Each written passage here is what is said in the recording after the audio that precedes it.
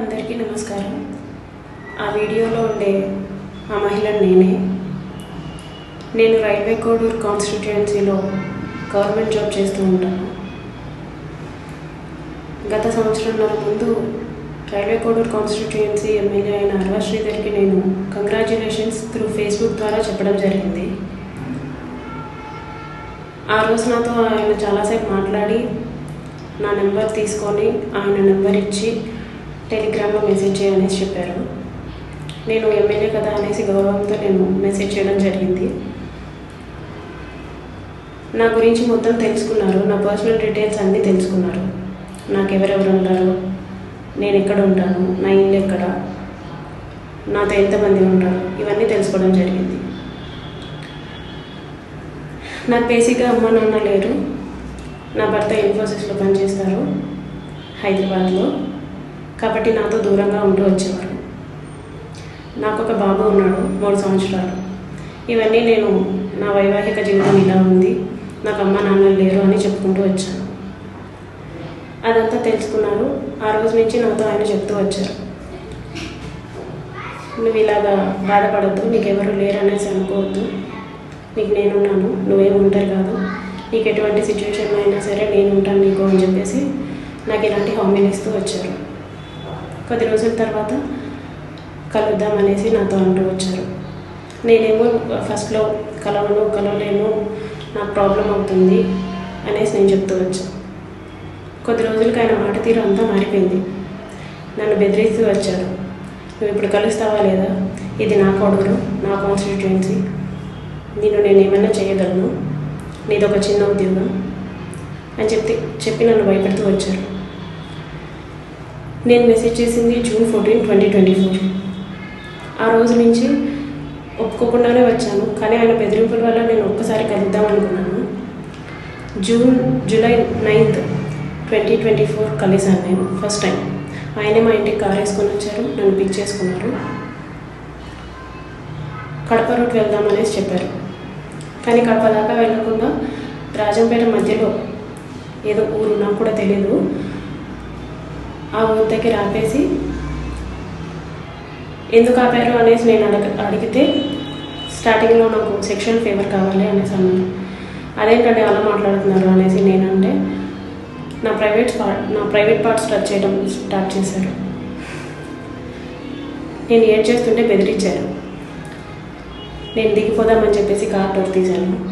కానీ ఆయన నా చుట్టు పట్టుకొని వెనక్కి లాగి గట్టిగా కొట్టి నా మీదకి వచ్చి రేప్ చేయడం జరిగింది. ఫర్ ద ఫస్ట్ టైం కారులోనే నా సీట్ని ఇట్లా కిందకి దించి రేప్ చేయడం జరిగింది. ఆ తర్వాత ఇంటి దగ్గర దించేస్తూ చాలా బెదిరించారు, చాలా భయపెట్టారు. ఈ విషయంగా నేను ఎక్కడైనా చెప్తే నీకు జీవితం లేకుండా చేస్తాను, నీ కొడుకుని చంపేస్తానని ఫస్ట్ నుంచి బెదిరించడం జరిగింది. నాకు చాలా భయం వేసింది. ట్రాన్స్ఫర్ పెట్టాలన్నా సరే నీకు నేనే దిక్కు, నీకు ఆప్షన్ కూడా లేదు అని చెప్పేసి బెదిరించడం జరిగింది.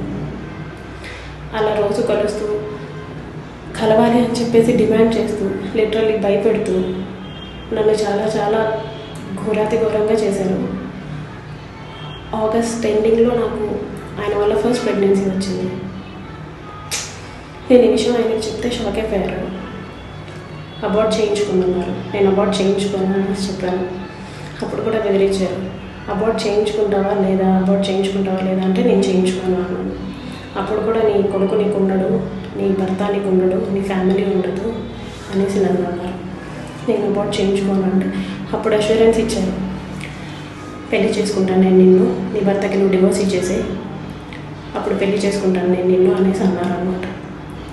కొద్ది రోజులకి నాకు కూడా తెలియకుండా నా భర్తకి కాల్ చేసి, నువ్వు దానికి విడాకులు ఇస్తావా లేదా, నీ కుటుంబం గురించి కూడా నేను డీటెయిల్స్ తీస్తాను, అందరి గురించి డీటెయిల్స్ తీస్తాను, నాకు యాక్సెస్ ఉంది అని ఈ రకంగా మాట్లాడారంట. ఇది నాకు కూడా తెలియదు, నా భర్త చెప్పాడు, అసలు ఏం జరుగుతుంది మీ ఇద్దరి మధ్య, అతను నాకెందుకు కాల్ చేశాడు అది ఇది అనేసి నాకు అందరూ దూరం అయిపోయారు, నా కుటుంబ సభ్యులందరూ దూరం అయిపోయారు. అలా 1.5 సంవత్సరం నన్ను చిత్రహింసలు పెట్టాడు. 5 సార్లు అతని వల్ల నాకు ప్రెగ్నెన్సీ వచ్చింది. వచ్చిన ప్రతిసారి భయపెట్టడం, ఇలా సోకాల్డ్ అష్యూరెన్స్లు ఇవ్వటం, ఇవన్నీ జరుగుతూ వచ్చాయి. ఈ పరిస్థితిని అంతా చూసి నా కుటుంబ సభ్యులందరూ నాకు దూరం అయిపోయారు. నీ ఇష్టం వచ్చింది చేసుకో అన్నట్టు నాకు దూరం అయిపోయారు. నేను చాలా ఒంటరిని అయిపోయాను. ఈవెన్ నా కొడుకు కూడా నాకు దూరం అయిపోయాడు. నా భర్త తీసుకెళ్ళిపోయాడు. ఆఫీస్లో ఏదైనా చేయాలన్నా కూడా ఇతను నా మీద ఎంక్వైరీలు వేయిస్తాను, సస్పెండ్ చేయిస్తాను, ఇల్లీగల్ యాక్టివిటీస్లో నేను నిన్ను ఇరికిచ్చేస్తాను అని చెప్పేసి చాలా భయపెడుతూ వచ్చాడు. కొడుతూ వచ్చాడు, నన్ను మా ఫ్యామిలీని బూతులు తిడుతూ వచ్చాడు. అలా 1.5 సంవత్సరం జరిగింది. నాకు వీళ్ళందరూ దూరం అయిపోయారని తెలిసిన తర్వాత సడన్గా January 7th, 2026 ఆయన నన్ను పెళ్లి చేసుకోలేను, నేను ఇంకా చేసుకోను, నీ ఇష్టం వచ్చింది నువ్వు చేసుకో అనేసి నన్ను వదిలేశారు. చాలా అంటే చాలా దారుణంగా వదిలేశారు. ఇదండి నాకు జరిగింది.